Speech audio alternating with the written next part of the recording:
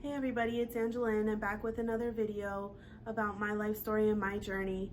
And this video is about self-care and self-love and why it's so important. Self-love and self-care is something that I've always struggled with in my journey, in my personal life. And I thought it would be a good topic to really touch on and just go over some different things that I find to be really important about self-care. Self-care, self-love is very important regardless of gender, orientation. It doesn't matter. You know, you should always be putting yourself first, and you should always be filling your own cup before you try to fill anybody else's. There's a saying that goes, you can't really love anyone else until you truly love yourself. And it's really true. You can't meet anyone else where you haven't met yourself. So if you're not taking care of yourself and you're not focused on being the best version of yourself, then you can't expect to have someone else meet you as the best version of themselves either, because you can't expect to receive what you're not putting out. The other side of that coin is the personal aspect to it. If you're not taking care of yourself, if you're not practicing self-love and self-care, then you're going to feel like there's a void. You're going to be looking for your happiness outside of yourself. You're going to be looking for your happiness in people, places, and things, which turns into toxic relationships, which turns into addictions, which turns into, you know, all kinds of different bad habits, because you're not able to make yourself happy without looking outside yourself. And then you're never truly happy that way either, because it's not up to somebody else. It's not up to a thing. It's not up to a place to make you happy. It's up to yourself. So self-care is so important. So one of the first steps in my self-love journey was forgiveness. Whatever circumstances occurred in my past that made me feel like I wasn't lovable, that I wasn't worthy of love, that I wasn't worthy of truly being happy without seeking other people's approval, I had to go back. And anybody that affected those things in my life, be it my parents, be it family, be it anybody, friends, growing up, if I was, I was bullied, anything that I did myself, anything that I had done to other people to make me feel like I was a bad person, I had to forgive everybody, including myself. And I have to realize that I'm not perfect and nobody's perfect. And despite all of that, we all deserve to be loved. Everybody deserves to be loved. And that's myself included. So in forgiving those people and in forgiving myself, I'm able to, pretty much wipe that slate clean and start, fresh and create space for that, any anger, any resentment, any pain that people caused me. It doesn't go away, but I've forgiven them now. And so I can continue forward in my life without holding those feelings. So one particular aspect of my journey was realizing that I had codependency. Once I got out of the relationship with my kid's dad, I realized that something was really wrong, and I got counseling, and it was there that I was made aware that I had severe codependency, and I was able to, speak to a counselor. I was able to read through some self-help books. I was able to, journal and do different things in order to get myself out of that, And if you're not familiar with codependency, it is basically something where you tie your emotions and feelings to those of another person. And you basically rely on that person in order to feel approval, feel happiness, feel anything. Whatever that person feels is what you feel.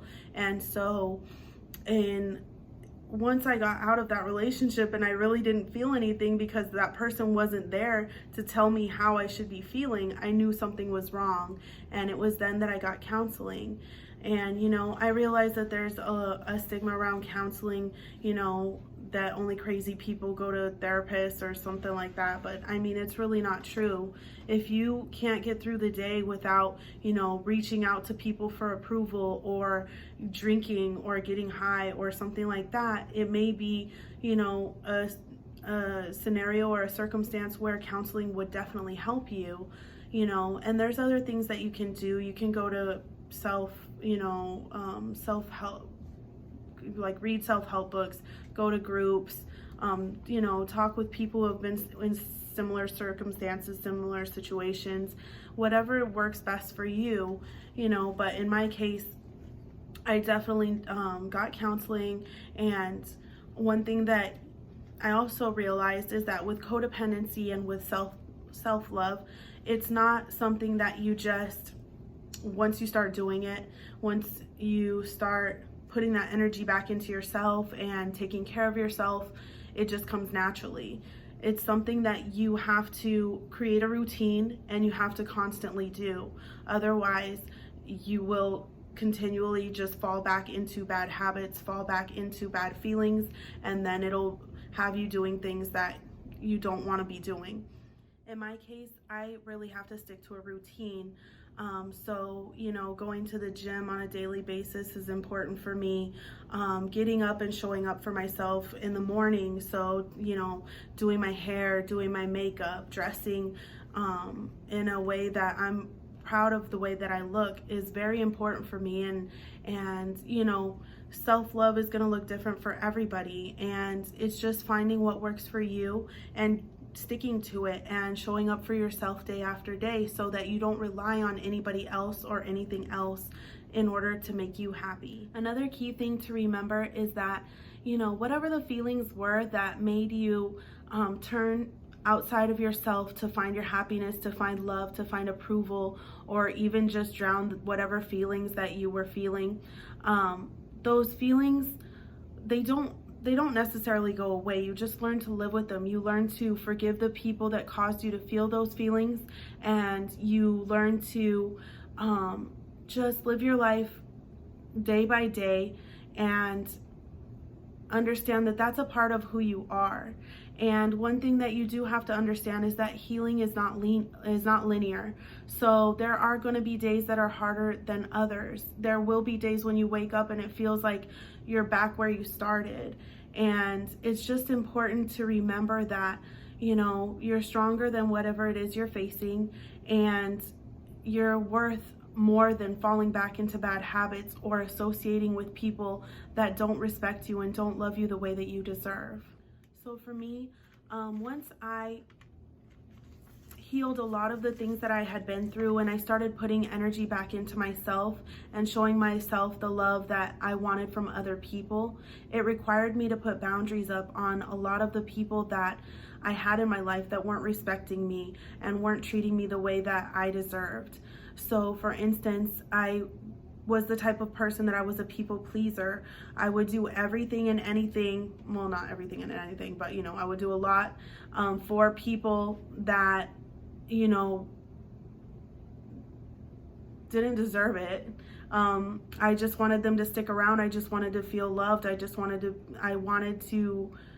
didn't want them to go away, so I would just do things that I didn't necessarily want to do and go out of my way for people, and that had to stop. And that was one thing that I really struggled with, because once I started, you know, pouring that love back into myself and respecting myself, there were people in my life that I truly cared about that I didn't want to lose, but I had to set those boundaries. And you know, for the most part, 9 out of 10 friends, I still have the same friends. You know, it was a learning curve, and I had to, you know,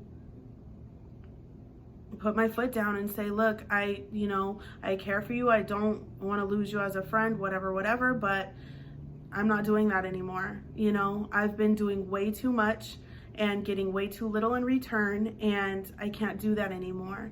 And so there's people that, you know, stuck around, and there's people that didn't. And it just goes to show you that it's very important for you to only have the people around that are going to stick around regardless of what you're able to do for them.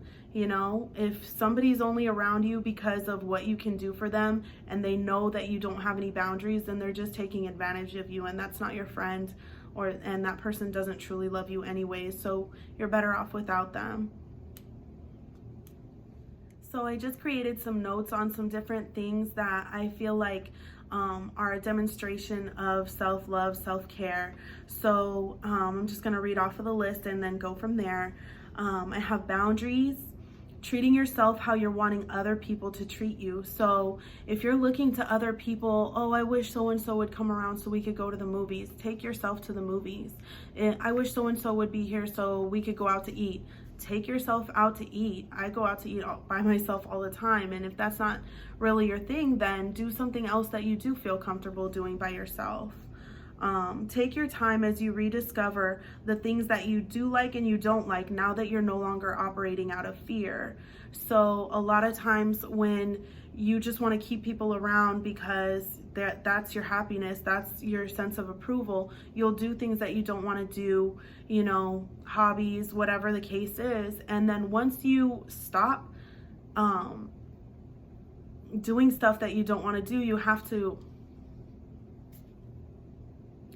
rediscover, sorry, my phone's battery's dying. You have to rediscover some of the things that you like to do. I mean, me battling with codependency, I constantly did whatever the other person, whatever my significant other wanted to do, because that's what, you know, that's where my happiness was. That's where the approval lies. So once I got out of that relationship, I had to rediscover all the things that I enjoyed doing. I had totally forgotten it. 10 years had gone by and I hadn't done the things that I like to do because I was so worried about, you know, doing what he wanted to do. So, you know, it's really important to take your time. Once you start setting those boundaries and you stop doing things that you don't want to do, take your time and rediscover the things that you do want to do. You know, sometimes go back to childhood. What did you enjoy doing as an adolescent, as, you know, in your younger years, and do that. Let's see. So set goals and create small steps that you can take daily to achieve them. So if you have some goals, something that you wanted to achieve, learning a language, I don't know, anything you want to do, and it seems like far-fetched to do it. I mean, nothing's impossible.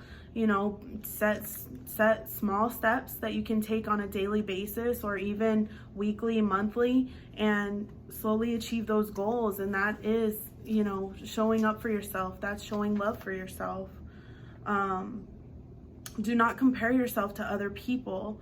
You know, everybody's living their own life, unique circumstances, and you can't compare your journey to somebody else's journey. It's never going to be the same, and it's not worth, you know, because a lot of times you don't know what other people are struggling with. So everything that glitters isn't gold, like they say. So, you know, just focus on yourself and be proud of yourself for the progress that you make. Don't beat yourself up when you slip up. Like I said, you're going to wake up some days and you're not going to feel like, you know, doing it. You're not going to feel like showing up for yourself. You're going to have these feelings of, I don't even, you know, I want somebody to come, you know, do this for me. And, you know, you can't beat yourself up for that. You're only human, and you just got to keep pushing forward. Your desire to not be stuck has to outweigh your desire to, you know, lay around and not want to do anything.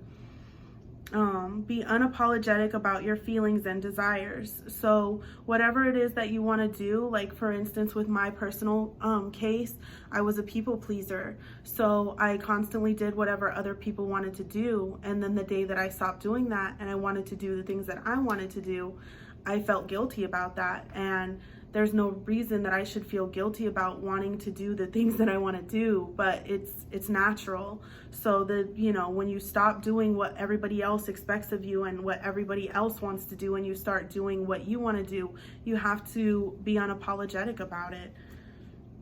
Stop trying to control outcomes and drop the manipulative behavior.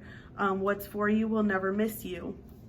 So in being a people pleaser, in trying to keep people around and seeking people's approval, a lot of times that leads to manipulative behavior. It leads to, you know, taking actions in order that somebody, you know, do or fall into some type of, you know, I hate to say trap, but a lot of times manipulative behavior is just trapping people into doing things, you know, because it's what suits you and that's how you get your approval. But, you know, you only want the people around that want to be around you. So manipulating people and and doing things to try to control the outcomes of how people behave or what people say and do, that's not self-love. If you truly love yourself, if you truly accept yourself as you are, whoever stays in your life will truly love you and truly accept you as well. Try to understand that everybody is just doing the best that they can, and oftentimes they are operating out of fear, and stop taking things personally. If they don't respect you and your boundaries, then then reconfigure their place in your life accordingly. So yeah, I mean, a lot of times people don't address their issues. They're not trying to heal what they have going on.